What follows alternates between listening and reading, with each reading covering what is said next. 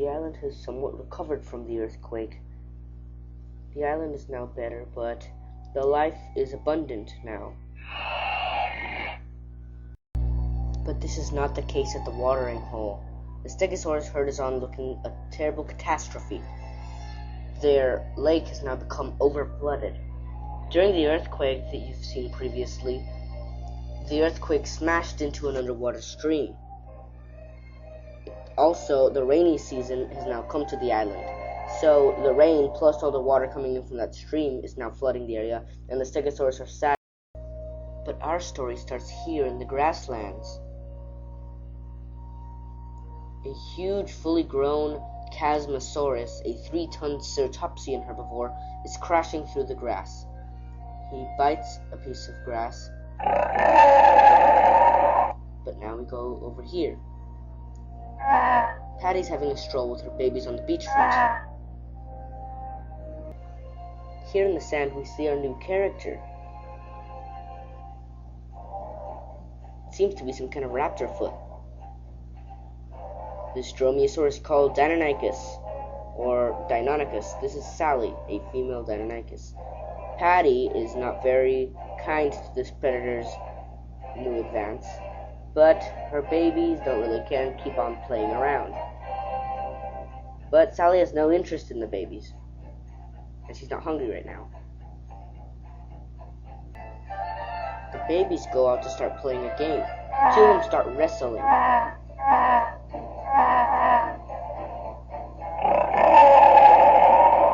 Patty comes and breaks up the babies so they won't start wrestling again.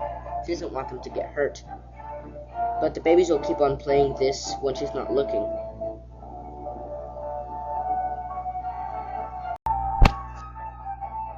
The adult Chasmosaurus comes over to see what's going on.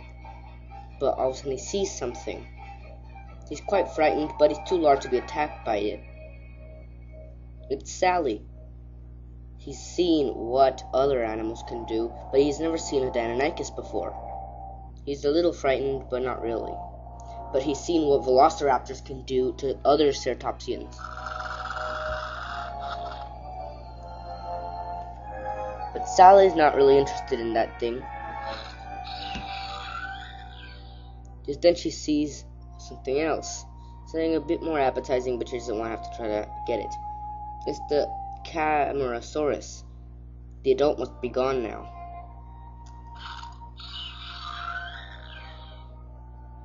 They don't call Deinonychus Terrible Claw for nothing, as you can see here on its huge sickle claw.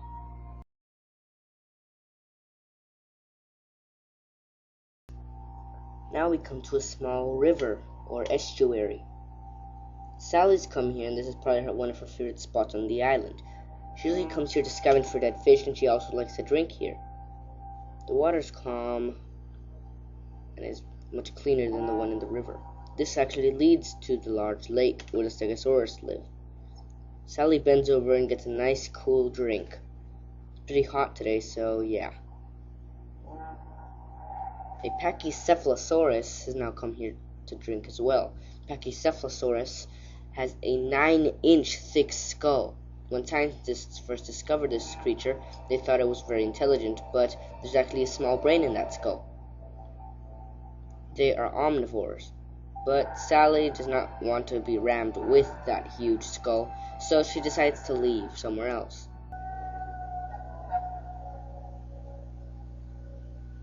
Sally comes to a new area of the island. She finds a new area to drink, but she looks around for danger. There's nothing there, so she takes a quick sip. All of a sudden she sees something. She starts to hide. It's a huge Chracaters.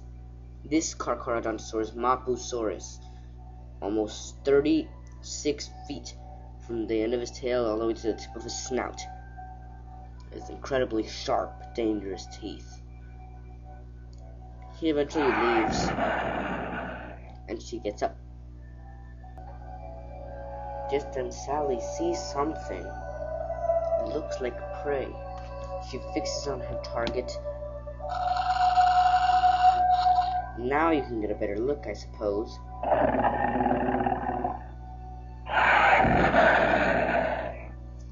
She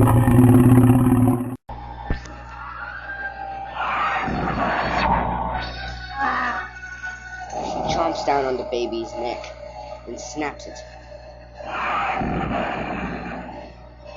She starts to eat the young Maggirosaurus alive. She rips a chunk of meat and swallows eagerly. She's going to continue eating. Just then, she's knocked down. The raptor is down. The attacker is a Chracaters. Chracaters is a 5-meter-long carnivore. He must have wandered out of the swamp from the smell of blood. She gets up and used her huge toe and attacks the Chracaters. The Chracaters and the Deinonychus are in a big fight. With her speed and the Chracaters' power, she jumps.